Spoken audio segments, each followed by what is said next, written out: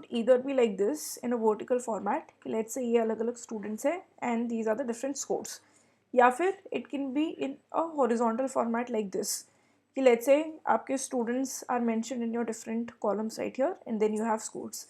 जब आपका डेटा ऐसे होता है and let's say I need to find out that how much exactly has Lovely score, मुझे उसका स्कोर फाइंड आउट करना है in a data like this. So what I will do is I will use V lookup. So for this equal to sign आप V L लिख दो, यहाँ पे खुद ही ऑप्शन आ जाएगा. अब यहाँ पे जो भी आपको वैल्यू सर्च करनी है, let's say I need to search for the specific value, so I will simply select this cell right here, comma. अब जिस टेबल में मुझे ये डेटा मिलेगा, let's say I will find the data in this specific table, so I will simply select this range here. ठीक है, तो ये आपकी रेंज हो गई. तो जो भी डेटा आप देख रहे हो सिंपली आप उस डेटा को सिलेक्ट कर लो, कॉमा. अब जो वैल्यू आपको चाहिए, जैसे मुझे भी स्कोर्स चाहिए, it happens to be in the second column, so I will simply write here 2, 0 and hit enter, you will get your scores. Now let's say अगर ये अलग अलग स्टूडेंट्स के लिए था, for example I now need to find out Deepak's score, similarly Komal ka score, Amisha ka score, and maybe some XYZ student. What I'll do is I can simply drag it until the end. So now wherever I'll be able to find the score, let's say Lovely ka score 72, which matches right here. Deepak's score is 82, which matches with this. Komal ka score is 81, which matches with this. अब यहाँ पे क्या होगा, you'll notice कि जैसे आप इसको drag करोगे, the range is also shifting. For example, यहाँ पे it is A1 to B6, यहाँ पे it is A2 to B7, then A3 to B8. तो जब भी आपको ये रेंज सेम रखनी होती है ताकि आपके पास ये प्रॉब्लम ना आए कि उसको हमेशा कब मिल ही नहीं रहा है. क्यों नहीं मिल रहा है? क्योंकि रेंज उसकी अब A4 से B9 पे शुरू हो रही है. सो इस प्रॉब्लम को रिजॉल्व करने के लिए आप क्या करोगे, simply add a dollar sign in front of these characters. So $A, $1, similarly $B, $6.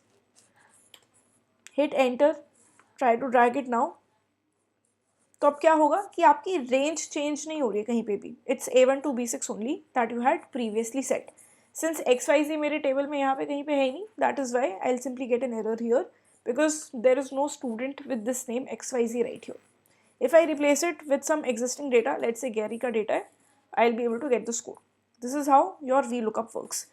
When it comes to HLOOKUP, over here again, let's say I'll simply write HL. इसमें HLOOKUP आ गया. Now whatever you want to search it for, let's say I want to find out Amisha's score here. So HL, the cell या फिर the value जिसका भी आपको find out करना है, comma, आपकी जो भी डेटा की रेंज रहेगी, let's say I will select this data range right here, comma. Now आप देखो कि आपके जो स्कोर्स हैं वो एग्जैक्टली कहाँ पे आ रहे हैं. For example, is it in your second row, in your third row, fourth row, so on so fourth.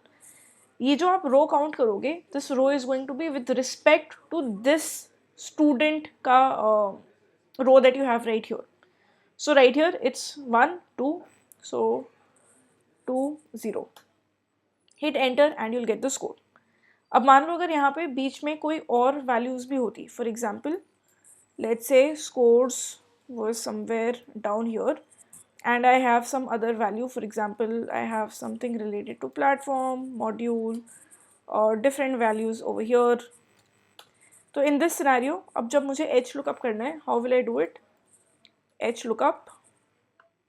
Now what ever it is that I am looking for, let's say मुझे कोमल का score find out करना है, सो HL, this value that I need to find out, comma, select this entire range, comma. अब आप check करोगे कि आपके जो स्कोर्स आ रहे हैं, in which row exactly are they coming as respect to this row. So let's see 1 2 3 4. So 4, 0, hit enter and now you'll get the score which is 81.